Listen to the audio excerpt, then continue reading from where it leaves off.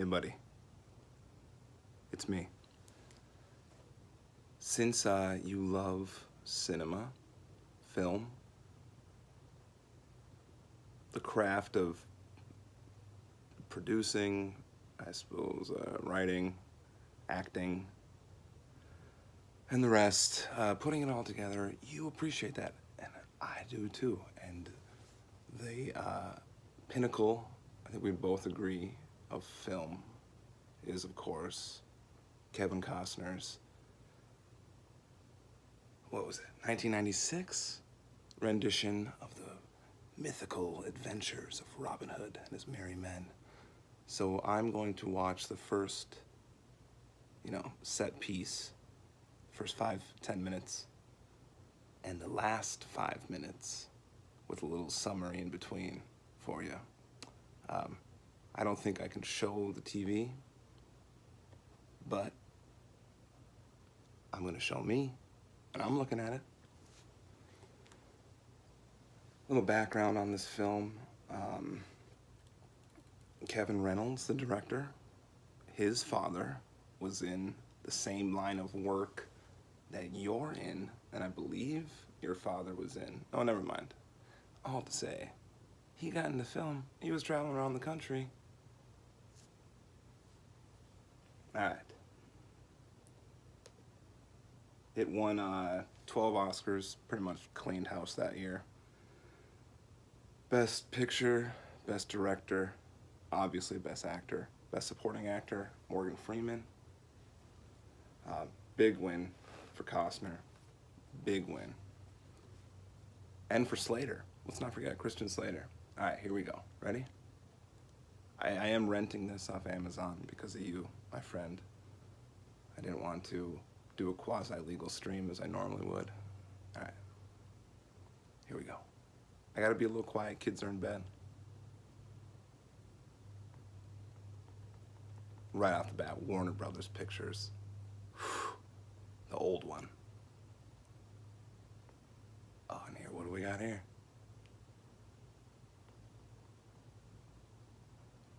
Morgan Creek. Slate Blue.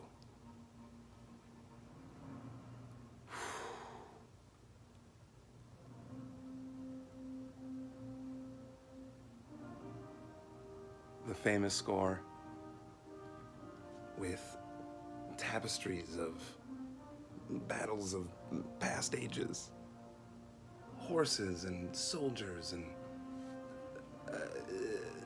names of the actors.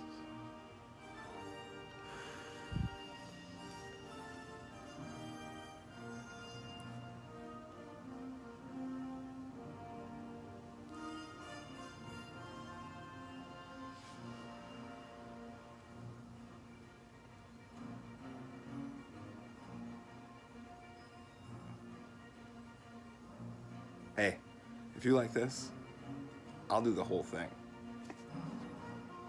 I've already talked to a couple other people. They're into it. I don't know how much free time is on your hands, but we can fill it. Easy.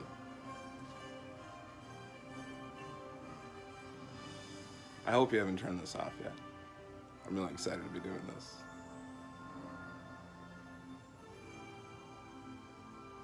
Can you?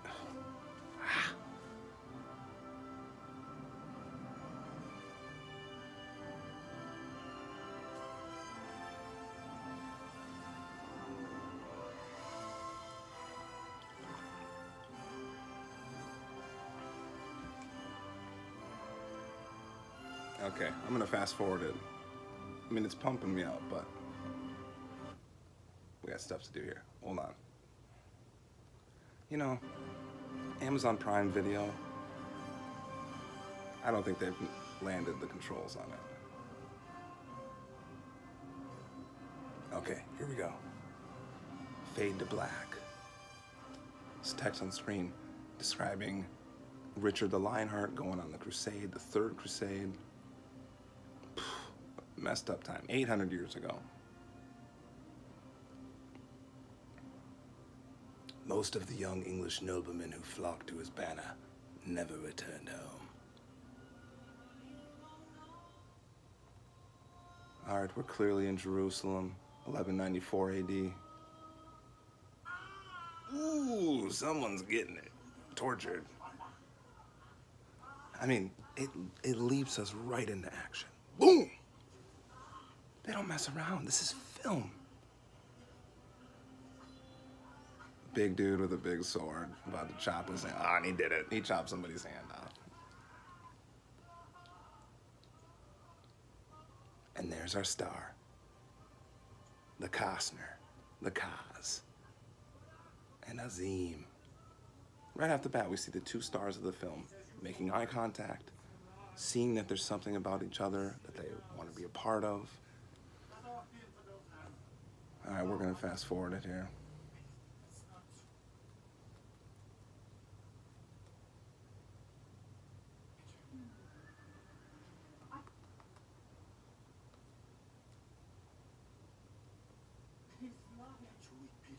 Long story short,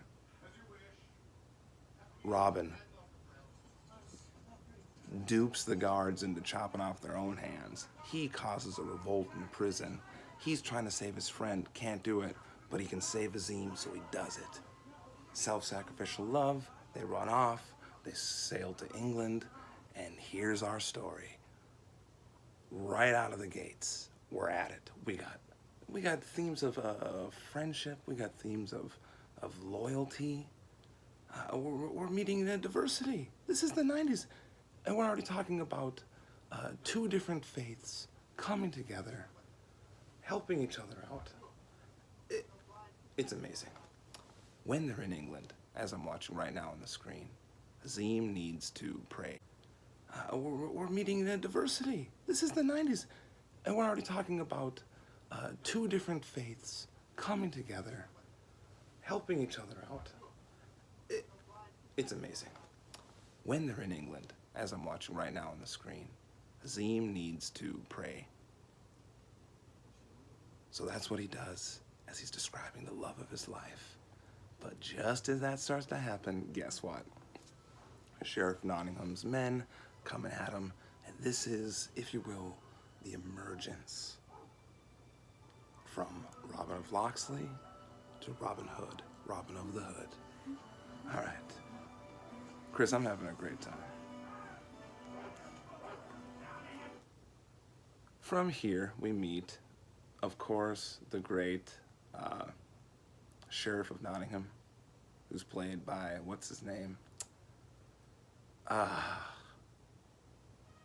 He's one of my, Alan Rickman.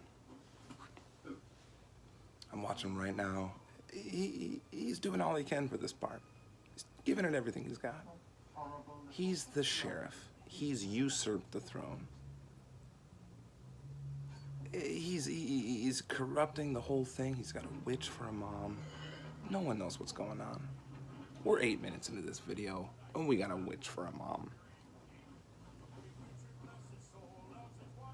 Right after the scene, they launch us into the forest, and we're full-fledged. We got Friar Tuck doing a song, getting drunk, and they're about to meet two idiots that are a part of Robin Hood's men.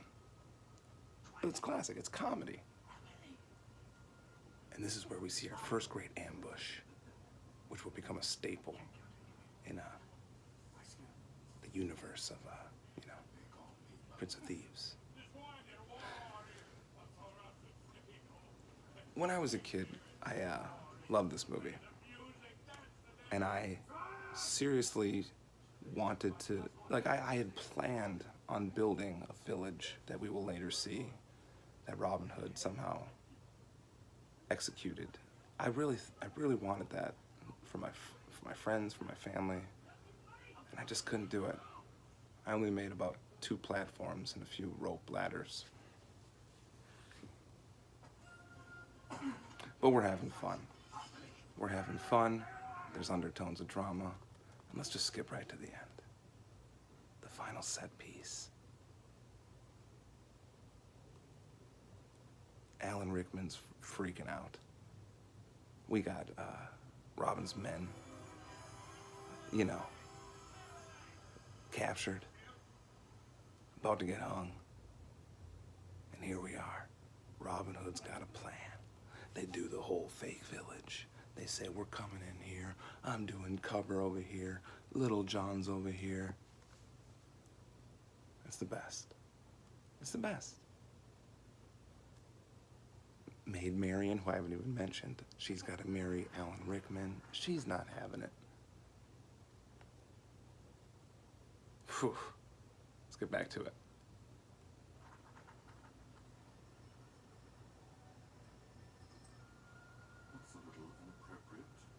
Yeah, Alan Rickman. All right, here we go. Marian's pissed. In come the drums. No blades, no bows. Leave your weapons here. No blades, no bows. Leave your weapons here. Quick story about that.